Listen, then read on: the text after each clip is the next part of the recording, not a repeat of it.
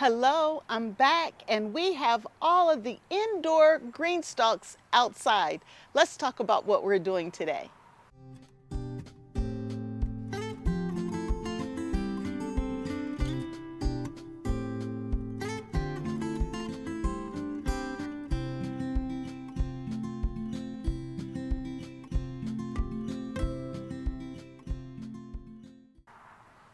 Hello everyone, I'm Kim and you're at Kim's Cozy Corner.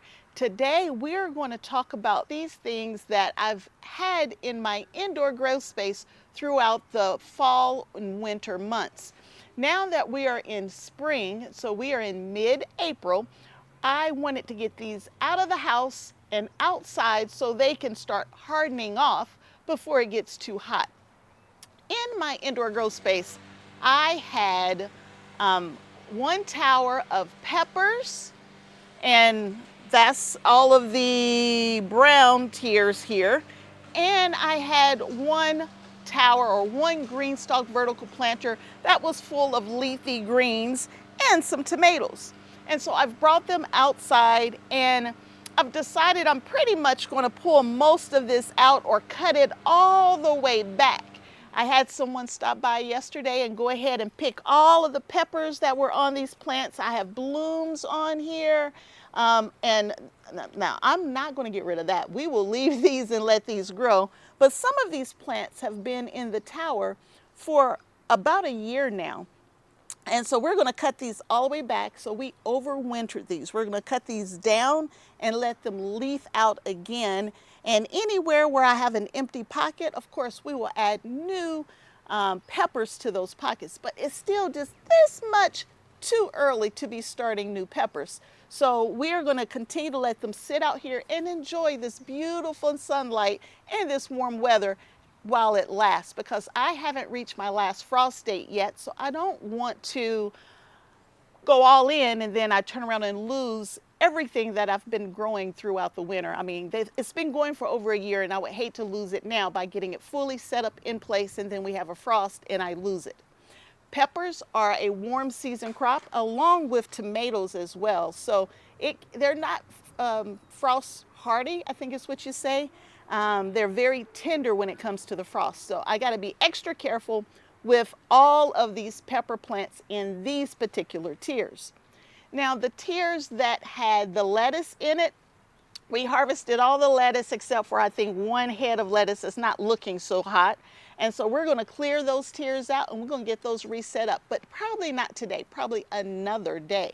But I just wanted to let you know that everything from inside is now outside. And so 100% of the focus is now in the outdoor space. So today, now that we're fully outside, I want to start focusing on getting all of my GreenStalk vertical planters set up. And today we're going to focus on this one right here. Now we already have strawberries set up. We have GreenStalks with flowers and strawberries in them. We have a GreenStalk we've already set up that has nothing but lettuce in it. And we're already enjoying that lettuce, by the way. And we've even set up a GreenStalk over at the neighbors. And they are already enjoying how it's starting to fill out. And so today we are going to focus on this one here. I have 5 tiers here. And we are going to focus on getting it full of cabbage. Now, if you're interested in a GreenStalk, I have a link in the description below that'll take you to the website and you can see all of the things that GreenStalk has to offer. I am an affiliate of GreenStalk, so I do get a small commission for all of the different orders, but I purchased all 11 of my GreenStalks before I became an affiliate, and I truly believe in the product. GreenStalks are vertical planters where it allows you to grow a lot in a little small space. And that's what we're going to do with this GreenStalk planter here. And it's going to be 100% of collard greens. Now, some of the collard greens, I have some starts. Now, I had a lot more starts than this, but I lost some when I went out of town, and the folks I had watching my young seedlings don't take care of the babies the way I do. So I lost some. So I do have a few though.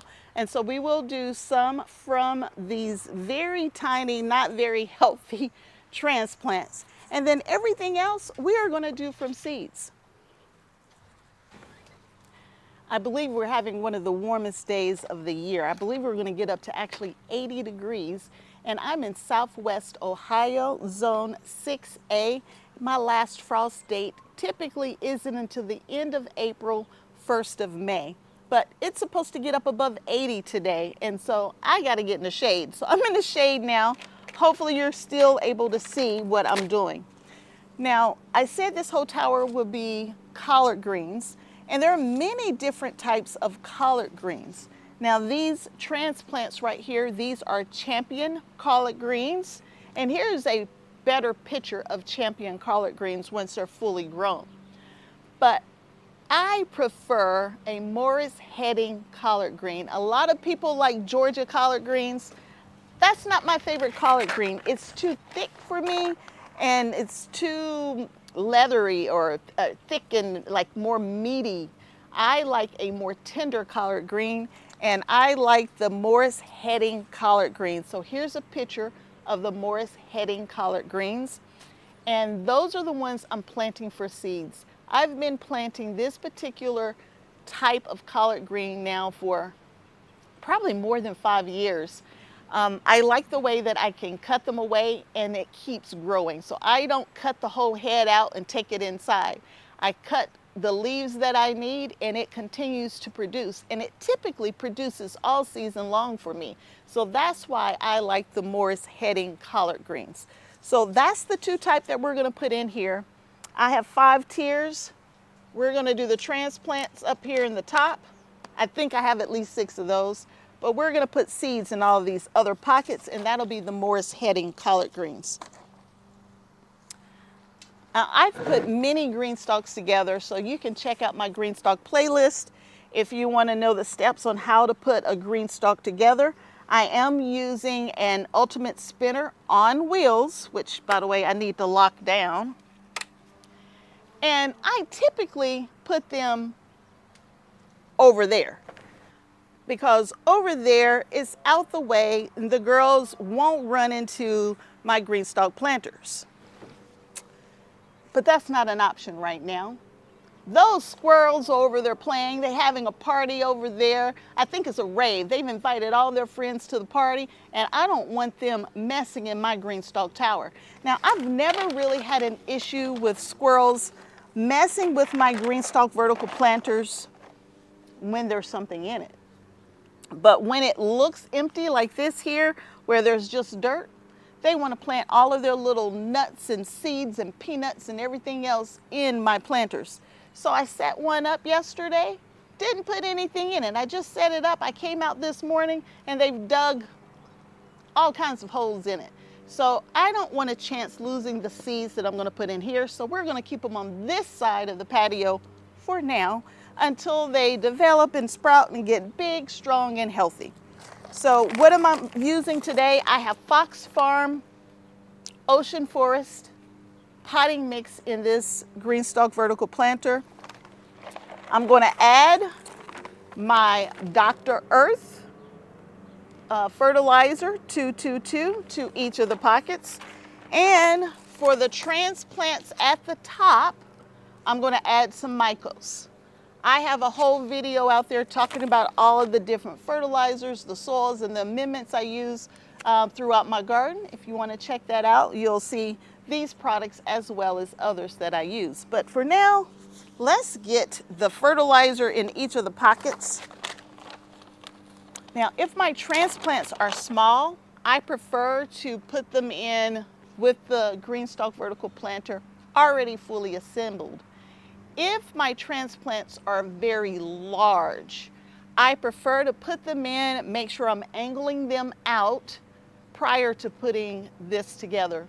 So I've done it both ways. There's no right way, there's no wrong way, it's whatever the preference is for you. So let me add a little fertilizer to each of the pockets.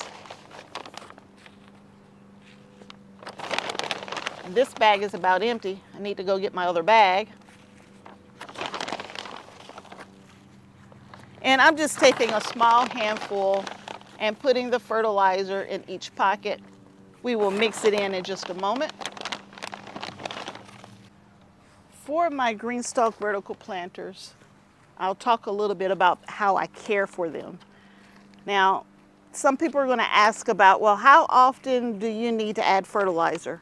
I add this granular fertilizer now because I'm setting it up.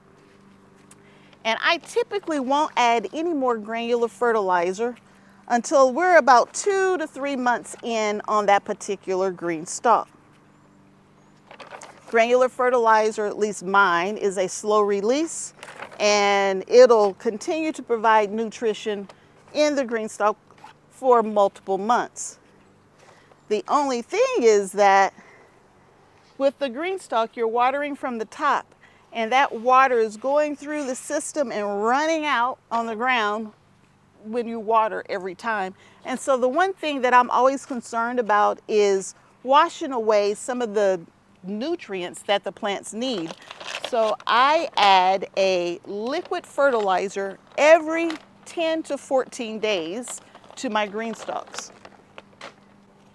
I'm just going to lightly give this fertilizer a toss.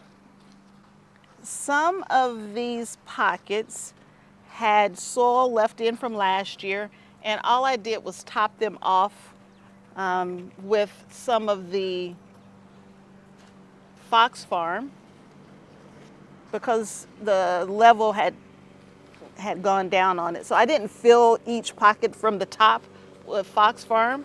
I continued to leave whatever was already there in there. I'm almost around. Once I get all the way around, we will get these collard greens planted. Collard greens are a cool season crop, but they usually fare pretty well in the summer too if you keep them out of that direct sunlight. I've never really had an issue with them going to seed as long as I take care of them and I'm watering and harvesting, I should say. I am putting about, I don't know, 6 or 7 seeds to each pocket. If I was only putting transplants in here, I probably wouldn't put that many. I would probably only transplant, wait a minute, I got to keep count here because I don't want to hit a pocket twice. So I've done 3 pockets.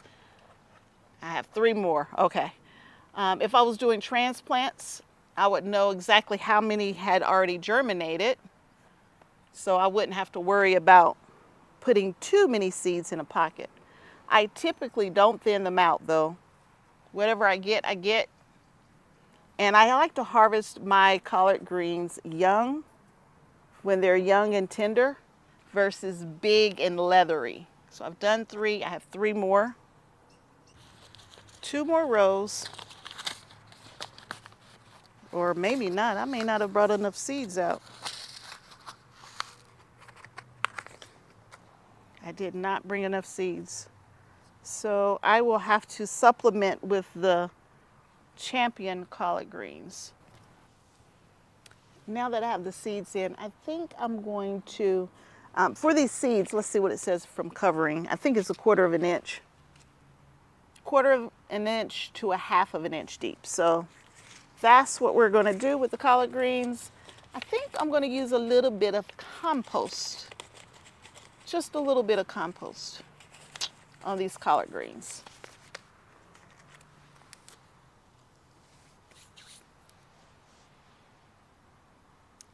I changed my mind. I'm going to use a little bit of, I don't know. Let me go in the garage and see what I'm going to use.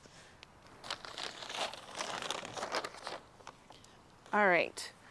Since we're only going to be covering up about 1/4 of an inch, 1/2 inch at most, I'm going to use a little bit of my worm castings in this particular tower. And I typically use worm castings when I'm planting from seeds, not so much when I'm transplanting. So we will use worm castings in all of these pockets that we started from seeds. Let's start at the top.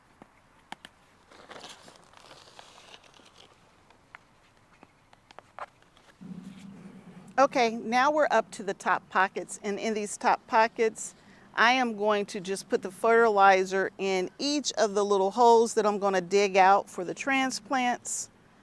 And so let me make me 6 indentions here. And I'm going to add the fertilizer and the Mykos to each one of these pockets. And then I am going to put, hopefully, my transplants in here. I really would like to put more than 1 per pocket because I don't like them to get really big, but we will see what we do.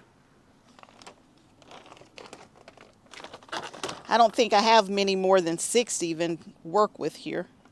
A little scoop of fertilizer.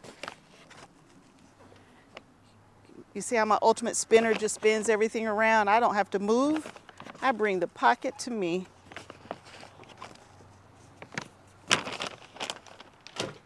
I gotta kind of mix that fertilizer in.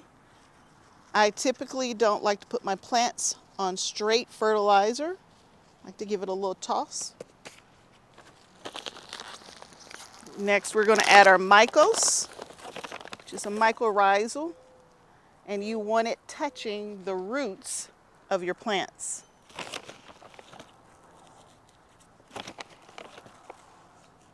Now, I have mycorrhizal in my fertilizer as well. You don't have to use all of these steps that I have. You don't have to do everything I do.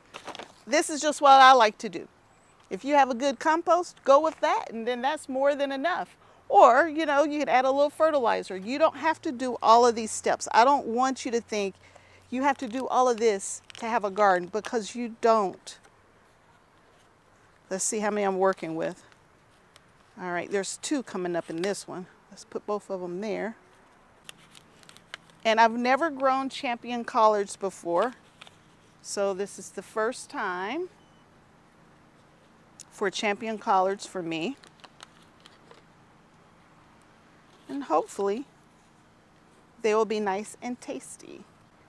I prefer to put at least 2 in each pocket. I would prefer to put more than that. Let's put 3 in that one. There we go. That's what we'll do. And we will supplement these other pockets with seeds. If you like to let your collard greens get really big and tall and leafy, then you might only want 1 per pocket. That's not how I do my collards. If you're going for a much larger collard plant, you probably would want to use an original planter as well. I am using a leaf planter because I don't let my greens get really big. All right, so I have 3 pockets here that I need to supplement with seeds.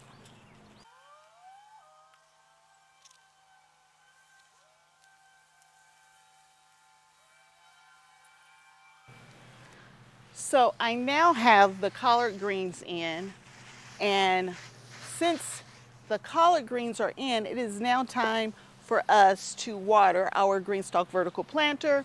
For watering, I typically water from the top, but since I have seedlings in here, I am going to lightly water each pocket because the seedlings are not going to be able to reach down and grab that water deep from inside the pocket. So we're going to lightly water the tops of each pocket, and we're going to thoroughly water from the top as well. So let's start by watering from the top. So we'll fill our reservoir up here. Once I get this reservoir filled and it's going through the process of going through the system, then we'll water each pocket. Okay, the reservoir is full, and now we will water each pocket. So let me stand on this side. I don't want that water coming out on my foot here in a minute. Lightly watering each pocket, turning it around to me versus me having to walk around it. I gotta work on this. I can't do this.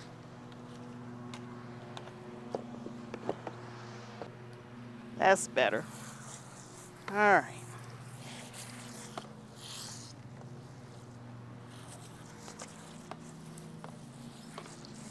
Lightly watering from the top in each pocket.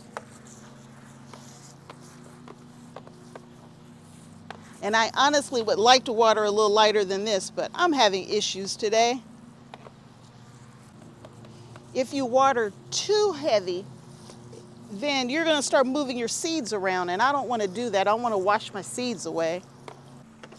Now we're going back to the top. It's so interesting to hear the water running through the system as it's going from tier to tier, hitting that little gray disc, filling up and moving down to the next tier. We have it watered in, water's coming out the backside, and I just need to keep my eye on this planter to make sure that the top stays moist, because those young seedlings are sitting right up here at the top. So I can't let the top 3 or 4 inches get dry, because then the young seedlings, I should say the young seeds, not seedlings, the seeds would be drying out as well. So I need to make sure that these pockets stay moist. But that's it, y'all. We've brought the stuff in from the basement, from the indoor grow space. We have it outside hardening off, and now we are outside with everything. So all the videos from here on out will most likely be from the outdoor space. I hope you liked the video. I'm just trying to keep you up to date with everything that I'm doing. And if you did like the video, please give me a thumbs up and consider subscribing to the channel. And so until next time, and I hope there will be a next time that you come back to visit me at Kim's Cozy Corner to see what's going on. Bye.